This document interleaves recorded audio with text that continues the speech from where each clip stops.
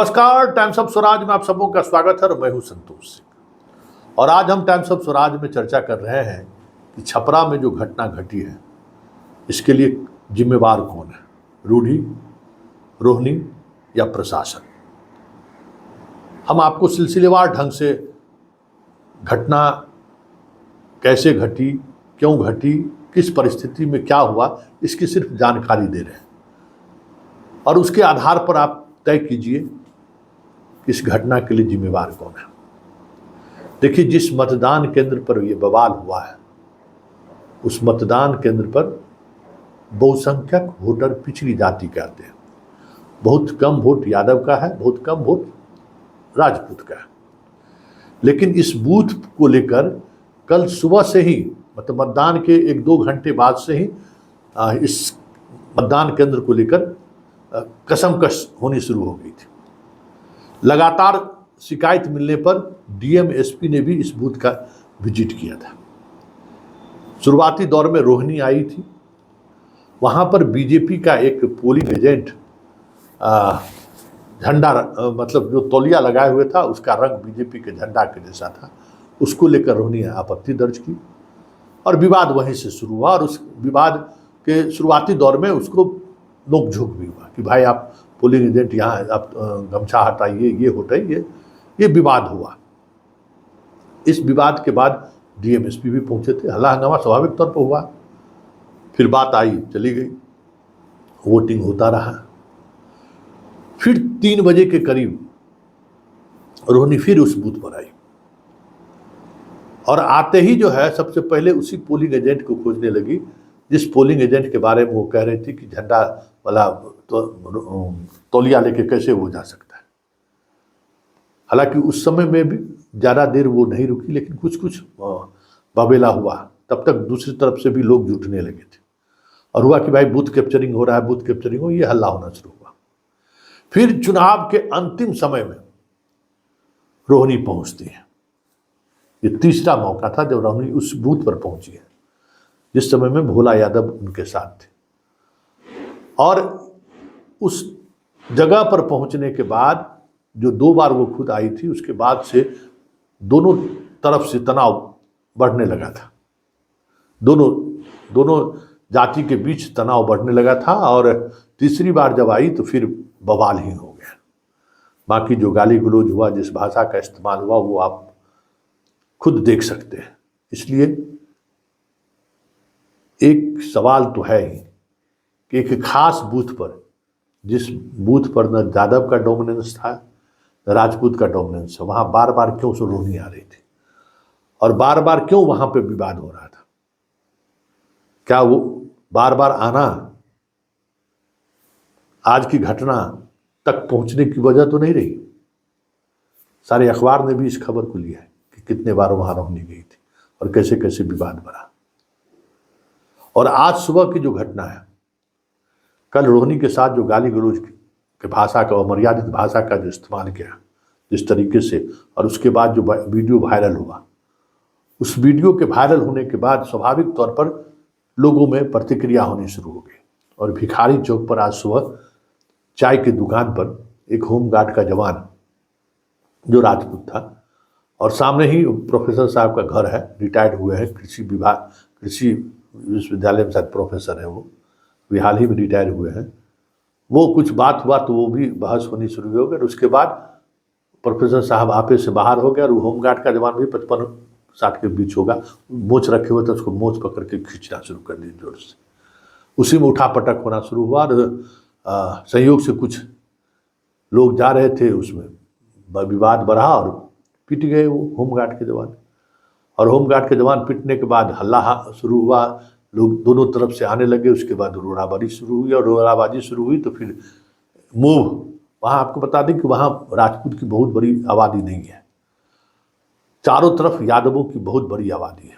आप जो छपरा में है उनसे आप इस बात की तहकीकात कर सकते हैं। और स्वाभाविक तौर पर रोहिणी के साथ जो घटना घटी थी उसको लेकर आक्रोश था। तो यंग जनरेशन के लोग जिनके हाथ में जो लगा वो आगे बढ़ने लगे, राजपूत के मोहल्ले की तरफ, गांव की तरफ बढ़ने लगे और फिर गोली चली और उस गोली चलने के दौरान मौत हुई है। तो जिम्मेवार कौन है वो आप तय कर सकते हैं। उसके अलावा भोला यादव को लेकर आपत्ति दर्ज की जा रही है कि भोला यादव कैसे वहां मौजूद थे।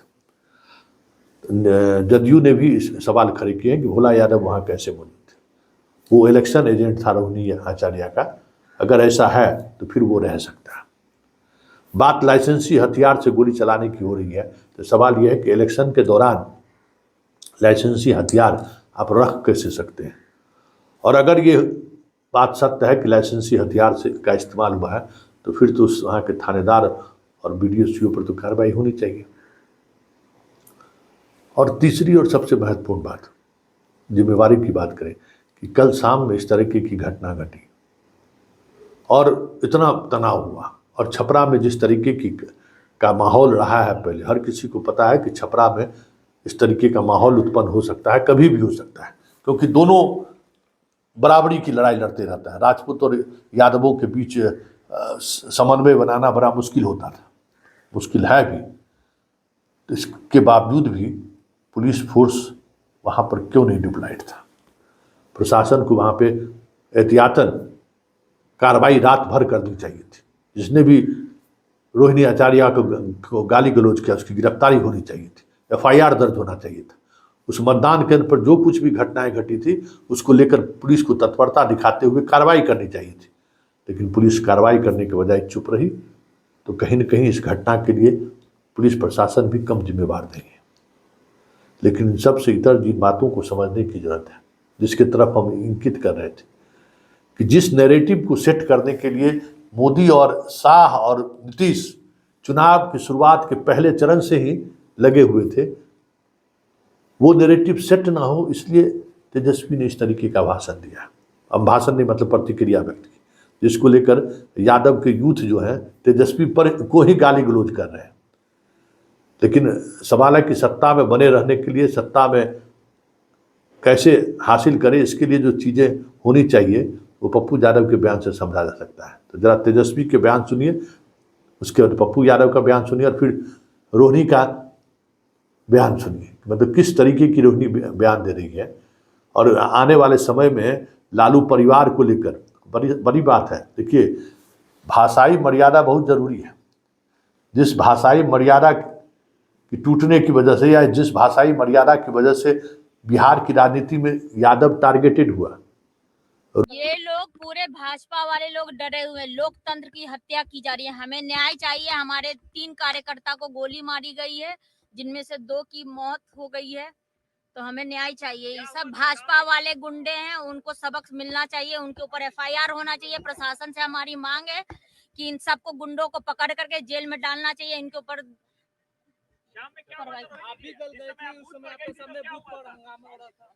एज अ कैंडिडेट हमको अधिकार है, हर एक बूथ पे आप लोग भी सब कोई थे मेरे साथ। वहाँ पे हम बूथ लूटने गए थे देखने के लिए कि कितना पोलिंग हुआ, क्या हुआ। उसमें से एक ये जो भाजपा वाले जो गुंडे हैं वो बैठे हुए थे अंदर में। उनसे पूछे हम कि आप वोट डाल दिए, तो बोला कि हाँ डाल दिए। तो हम फिर अंदर क्या करने, आप बाहर निकलिए। उसी पे ये लोग भद्दी भद्दी मुझे गालियां दी गई है। उसके बाद से ये लोग पत्थर, बांस और डंडा लेकर के मेरे ऊपर जानलेवा हमला हुआ है। और उसके बाद से मेरे कार्यकर्ता को आज सुबह सुबह मार दिया गया है। चोट नहीं लगी, लेकिन भद्दी भद्दी, कोई बेटी को भद्दी भद्दी गाली देगा? कौन दिया उनको अधिकारी? भाजपा वाले गुंडे को। हताशा में है क्या? कौन हताशा में रहेगा? भाजपा वाले हताशा में है। ये देखिए क्या कर रहे हैं ये लोग, गुंडागर्दी पे आ गए हैं, बदनाम कर रहे हैं गोदी मीडिया में। कल से भाजपा के सारे तो निकल गया ना, डिटेल जाके पता करवाइए। चुनाव में हिंसा की कोई जगह होनी नहीं चाहिए। प्रशासन के लोगों से हमारी बात भी हुई है, और जो आज सुबह घटना हुई है, शायद सुनने में आ रहा 2 लोगों की गिरफ्तारी हुई है, 2 लोग फरार हैं। और प्रशासन के लोगों ने मुझको आश्वस्त किया है कि शाम तक जो बाकी के 2 लोग हैं उनको भी पकड़ लिया जाएगा। कुछ लोग हैं ऐसे जो हार की बौखलाहट से इस तरह का काम होता है, लेकिन चुनाव में इस तरह के लिए कोई जगह नहीं है। और प्रशासन को, लोगों को इस बात को देखना चाहिए। कल रोहिणी जी जिस बूथ पर गई थी वहां पर ये जो वीडियो आया है उसमें साफ दिख रहा है कि बीजेपी के कार्यकर्ता वहां पर या जो समर्थक थे वो लोग वोट कर रहे थे। अब हम चेचर गए थे तो वहाँ भी लोग हूट कर रहे थे, तो इसका मायना आप समझ सकते हैं।